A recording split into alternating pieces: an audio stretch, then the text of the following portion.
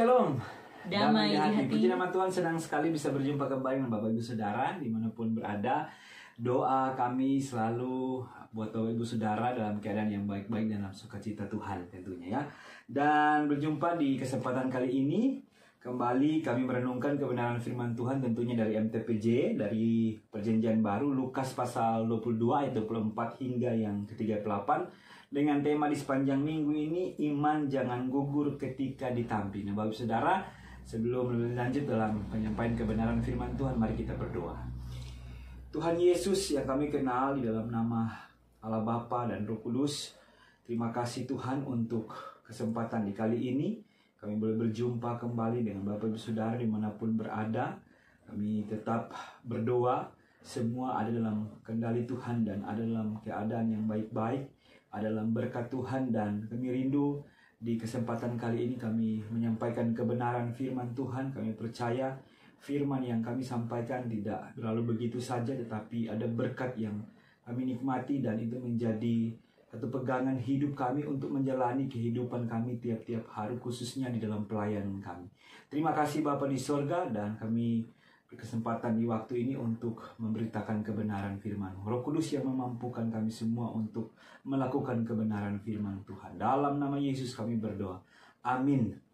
Nah, Bapak Ibu Saudara yang diberkati oleh Tuhan, seperti biasa ya, kami akan memberikan 3 bagian. Yang pertama kita akan melihat apa yang menjadi latar belakang kitab, khususnya dalam kitab Lukas. Dan yang kedua pesan teks ya, dari Lukas pasal 22 ayat 24 hingga yang 38. Dan yang terakhir implikasi berhubungan dengan tema di sepanjang minggu ini, iman jangan gugur ketika ditampi. Nah, Bapak Saudara, selamat menyaksikan. Tuhan Yesus memberkati. Bapak Ibu Saudara yang diberkati oleh Tuhan, di saat ini kita kembali akan belajar dari Injil Lukas ya. Kita sudah bahas ini pada bulan kemarin, bulan Februari, sesuai dengan bacaan MTPJ. Namun kita akan bahas lagi singkat saja bahwa memang kembali kita melihat bahwa Lukas ini ditulis oleh tabib atau dokter Lukas. Dia seorang sejarawan, dia teman perjalanan dari Rasul Paulus, dan juga menulis kitab Kisah Para Rasul. Nah, Bapak Ibu Saudara, Lukas dalam pertolongan Roh Kudus itu menulis Injil ini sekitar tahun 60 sampai 70 Masehi dengan tujuan yang sama, yaitu Theophilus. Siapa dan apa itu sudah kami jelaskan, tetapi intinya ditujukan kepada yang mengasihi Allah atau yang ditinggikan dan dimuliakan Allah.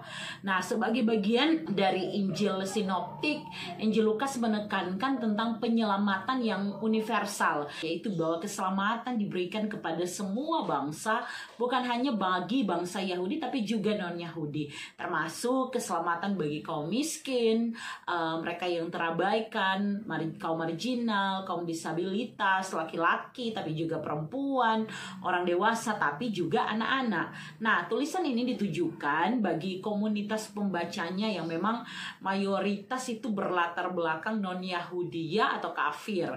Nah, untuk apa? Yaitu memberitahukan fakta historis tentang Yesus Kristus dan untuk menjawab berbagai pergumulan iman yang dihadapi oleh jemaat kala itu mengenai krisis pengharapan akan kedatangan Yesus Kristus kembali. Nah, ketika kota Yerusalem dan Bait Allah dihancurkan oleh pemerintahan Romawi di tahun 70 Masehi, maka jemaat menanti kedatangan Yesus Kristus untuk memulihkan kehidupan mereka baik secara jasmani maupun rohani.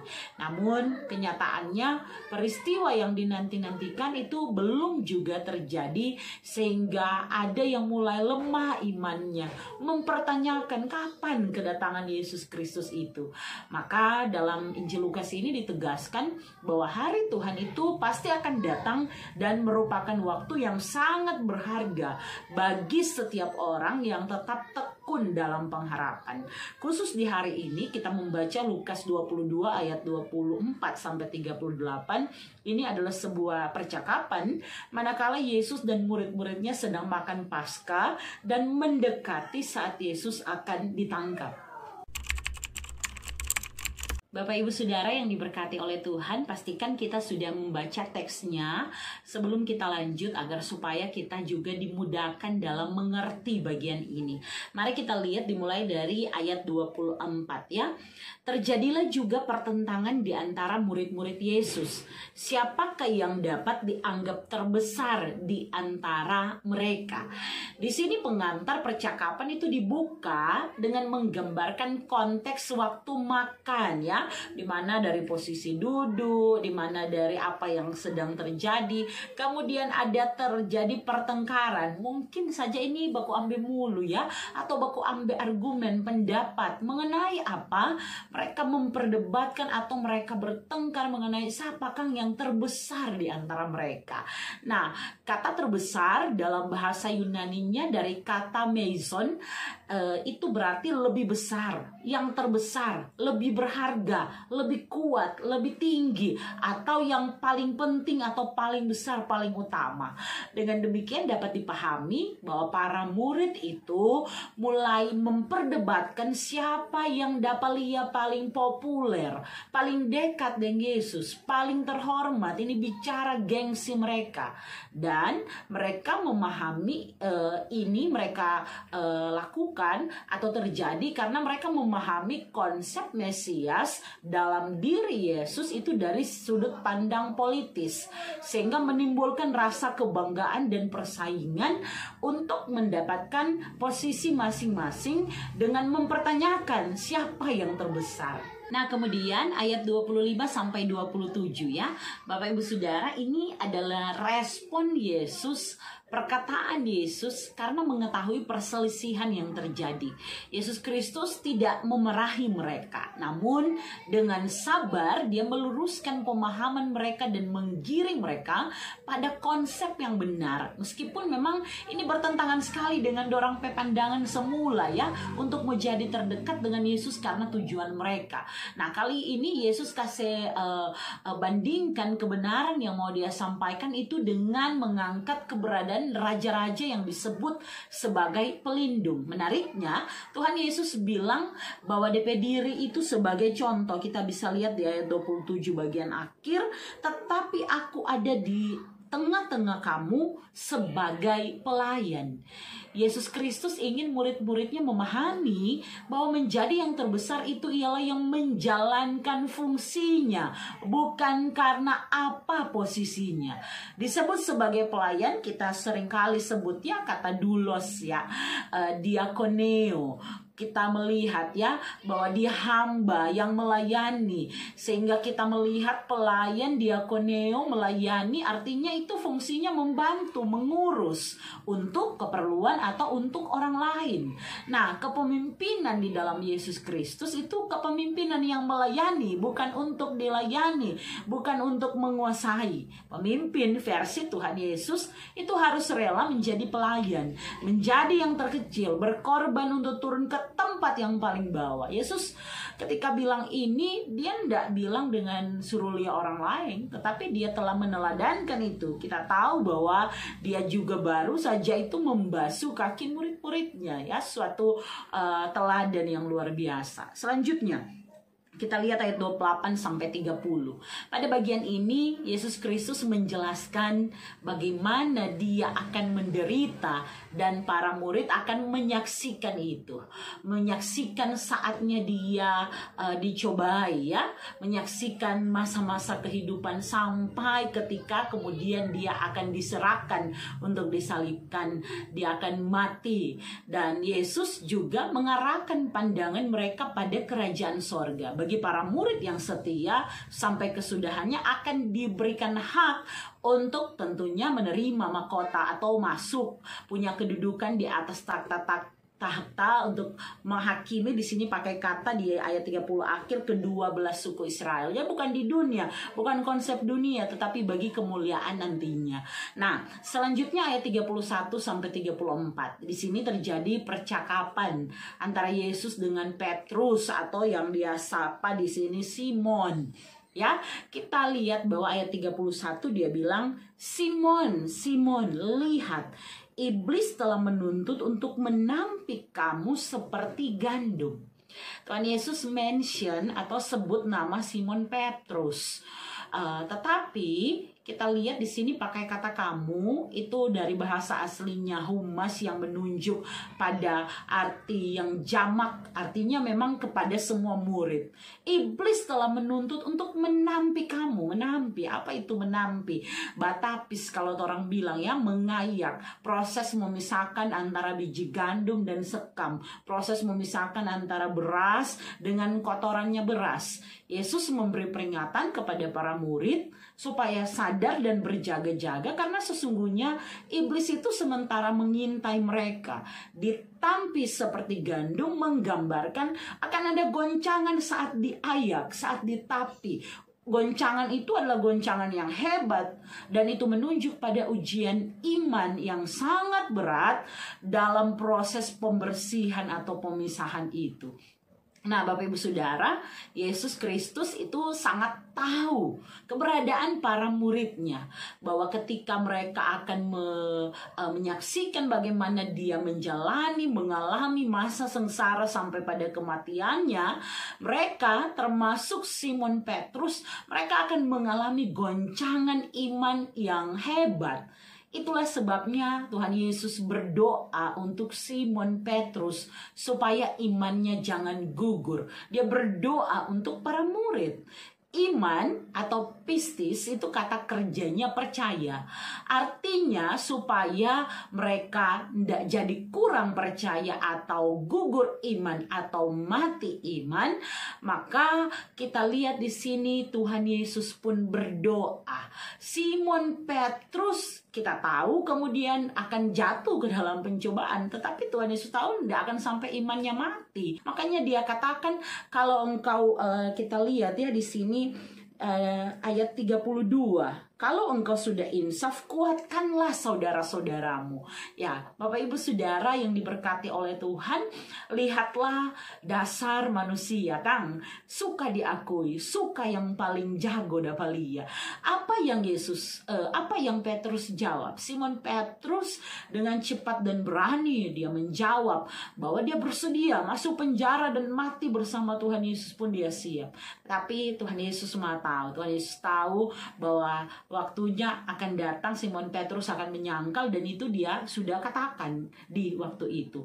Dan yang paling terakhir kita lihat itu ayat 35 sampai 38. Tidak akan kami bahas panjang karena ini memang adalah bagian yang intinya mau menunjukkan apa yang harus ada dalam pelayanan para murid. Saat kemudian dalam waktu dekat Yesus akan ditangkap dan dia kita tahu akan diserahkan, disalibkan, dan dikatakan di ayat 37 dia terhitung di antara pemberontak-pemberontak untuk menggenapi apa yang sudah tertulis. Ini memang sempat disalahartikan oleh para murid, tetapi Yesus menutup pembicaraan mereka karena ada kisah-kisah selanjutnya sebelum Yesus ditangkap. Bapak Ibu Saudara yang diberkati oleh Tuhan, tema minggu ini, iman jangan gugur ketika ditampi. Bacaan kita Lukas 22 ayat 24 sampai 38. Ini mengingatkan kita beberapa hal. Pertama, gereja harus bertumbuh dan terus bertumbuh. Gereja dalam pertumbuhannya ini, saya sendiri pernah baca buku semakin dibabat semakin merambat ya. Artinya gereja tidak pernah sepi dari namanya tantangan dan pergumulan. Namun sekalipun diperhadapkan dengan berbagai goncangan besar, kecil, gereja itu harus tetap punya iman yang kuat kepada Tuhan Yesus sebagai kepala gereja, sebagai pemilik pelayanan. Ini kekuatan kita sebagai gereja. Nah, tema minggu ini kasih ingat orang bahwa iblis ini dia tidak pernah tidur, tetapi dia dengan segala tipu dayanya berjalan berkeliling ya. Dan dia dikatakan dia menginginkan untuk menggoda dengan tipu dayanya. Target iblis ini siapa saja. Bisa orang besar, bisa orang kecil, bisa orang biasa, bisa orang terpandang, bisa jemaat, bisa juga hamba Tuhan.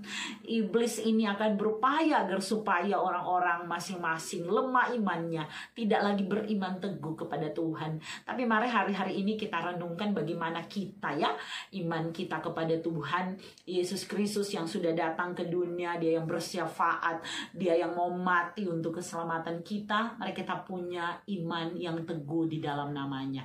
Yang kedua, masalah suka jadi yang terbesar, suka jadi yang nomor satu, suka populer, suka dianggap orang penting. Ini bukan cuma masalah sekarang, dari dulu, dari zaman para murid, tapi sampai sekarang juga masalah egois, masalah menunjuk karena kita, karena saya, itu terlihat jadi bibit-bibit yang kemudian bisa saja jadi perpecahan.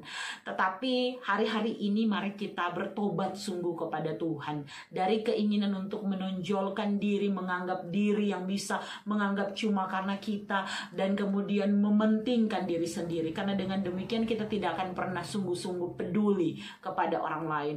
Kembalilah fokus kita bukan pada jabatan, bukan pada suatu posisi, bukan pada suatu kedudukan atau kehormatan, tetapi bagi kemuliaan nama Tuhan.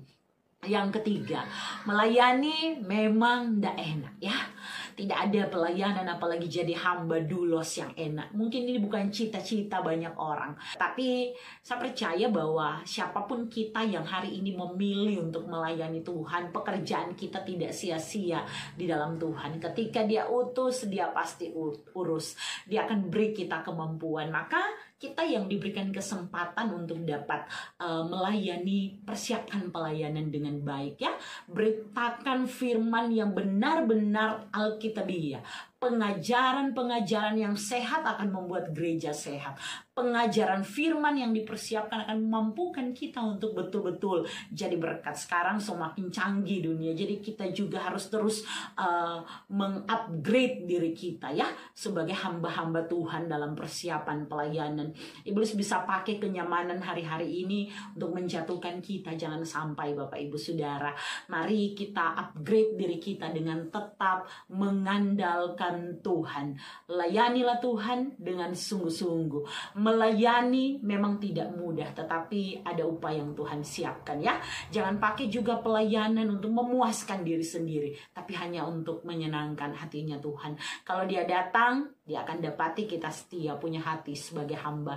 Tuhan memberkati kita semua. Amin. Firman Tuhan. Bapak Ibu Saudara diberkati oleh Tuhan. Itulah kebenaran firman Tuhan yang dapat kami sampaikan, dan pada akhirnya kita harus berpisah. Kita akan berjumpa nanti di kesempatan berikut minggu depan tentunya, dan silakan hambanya untuk menutup dalam doa. Ya, Bapak Ibu Saudara, mari berdoa. Tuhan Yesus, terima kasih Engkau sangat baik.